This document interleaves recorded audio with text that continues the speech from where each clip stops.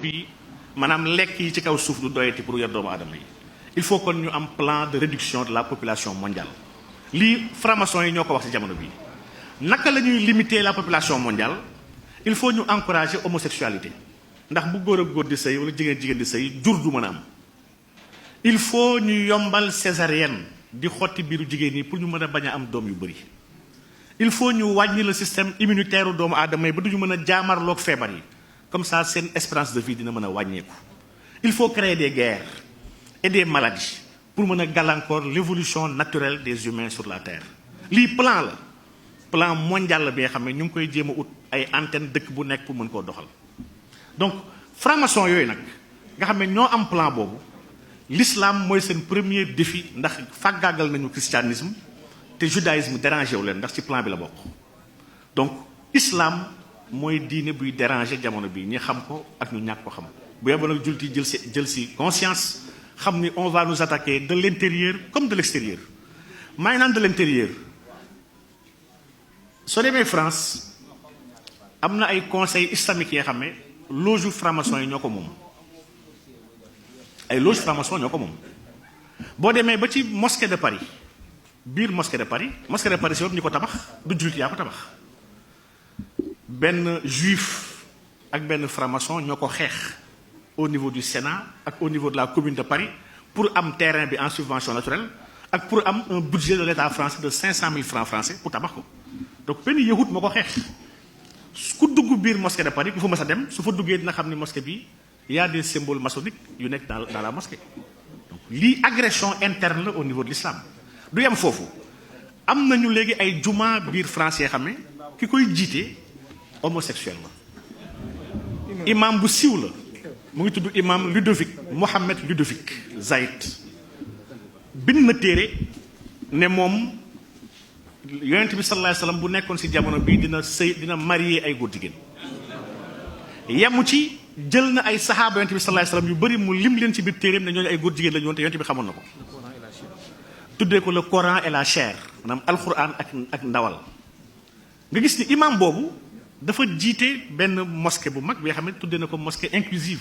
bi nga xam ne pour c'est les LGBT c'est pour les lesbiennes les bisexuels les gays ak les transgenres c'est pas le premier ku ñuy wax Kahina Bahloul jigéen la benn métisse tunisienne la ubbi na une mosquée inclusive en France bi nga xam ne góor ak jigéen dañu war a taxawandoo ci benn même sàppe et que jigéen soxlawul muy muuru pour julli ndax muuru bokkul ci l'islam donc xeetu agression yi nga xam ne ci biir l'islam la dañoo ut ay agents yu leen koy doxalal di jéem a sappe diine l'islam di ko jéem a tuutil sëñ Maxtaar bu may wax ci temps bi may la ma daaleel ci lenn rek di nga fan yi ñu weesu ñu ngi doon waxu homosexualité au Sénégal drapeau bi dama ragal Sénégal ñu ko xamul woon sax léegi mujjee ñu ko xam drapeau bi muy drapeau bu homosexuels yi tànnal seen bopp muy le drapeau de la communauté LGBTIA drapeau bi 6 couleurs la gis ngeen ni rouge a nekk ci kawam orange topp ci jaune vert bleu ak mauve li tax fan yi ñu jugoon ci drapeau bi artiste boobu ñuy wax Wally Seck dafa sol drapeau bi di def concert Sénégal dafa sol fësal ko ci bés bi nga xam ne jamono yooyu en Europe ñu ngi doon waxu homosexuels yi ak seen ay défilé yu ñuy wax gay pride drapeau bi la sol gis nañu ñëpp ñu ko ndokkeel ci àdduna bi ci ay homosexuels yu nekk France ak yu nekk fii sax Sénégal gis ngeen lii homosexuels yuy doxantu seen gay pride ñoom ñooy yor drapeau bi di ko màggal ndax nee mooy seen signe képp ku ànd ak ñoom moom nga war a yor da nga ko war a fësal ci ay brassard ci ay mbaxane ci ay t-shirt ci ay jean ñëpp ko war a wane fësal ko parce que dañoo war a imposer doomu aadama yi seen existence parce que ñoom dañoo bëgg sëyi seen biir dañoo bëgg dëkk àdduna bi yëpp ñu am fa seen ay àq ak seen ay yelleef maanaam dans 72 pays dans le monde l'homosexualité est toujours punie alhamdulilah Sénégal ci la bokk te Sénégal du ci génn illaa yawmul qiyaama lii ndokkel la bu communauté LGBT yi di ndokkelee Wally Seck ci travers ci Twitter di ko jaajëfal di ko béggee ci fit bu mu am malgré que ñu ngi koy saaga di ko xas ci fësal seen ay couleurs imposé ko Sénégal yi ànd ak ñoom défilandoo ak ñoom seen ay bëgg-bëgg lu tax ma tudd drapeau bi dafa am alquran bu ñu jël defar ko ci drapeau bi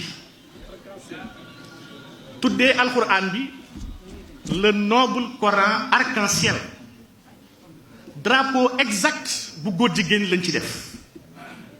ci biir alquran bi dama nekk di foo sama mbokk aadama moo ma ko jox pour ma gëstu ko Imaam Diop won ko mbooloo bi may foo di xool ne xam ma jël yenn aayaat yi nga xam ne dafay wax ci asxaabu Luut ci suratu Araf aaya 80 ba 84 suratu Huud surat yu yëpp ma koy jël benn par benn di xool aaya yooyu nas bi ci lugatul arabiyya laaluñu ko waaye traduction française bi soppi nañ ko maanaam le sens dafa dellu ci jàngale boobu Ludovic waxoon ne góor jigéen araamul ci islam et il défend que Sodome ak Gomorre bu alxuraan tudd te Bible tudd ko yàlla alagu leen ndax dañoo nekk ay góor jigéen waaye fi leen alag parce que ñu doon violer ay gan lii mooy position wu imam Ludovic Zaïk